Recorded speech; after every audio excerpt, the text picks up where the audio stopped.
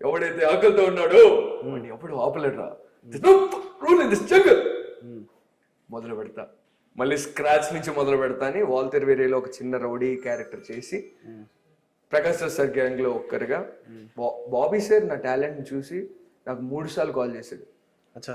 ఒకసారి నేను పులిమేక web series లో ఉన్నా సార్ అంటే సర్లే తమ్ముడు అన్నాడు.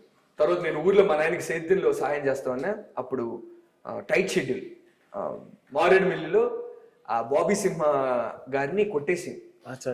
ఆయన కొట్టేసింది కన్నడ విలన్ వాళ్ళ బామర్ది సీన్.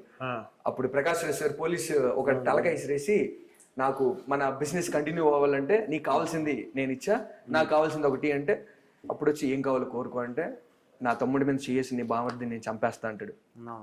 ఆయన అరుంధతిలో ఫస్ట్ లో ఉంటాడు కదా, రండిరా రండి అనేటప్పుడు వస్తాడు కదా, ఆయన చేశారు ఆ క్యారెక్టర్. బట్ అది యాక్చువల్లీ ఫస్ట్ నాకు వచ్చింది.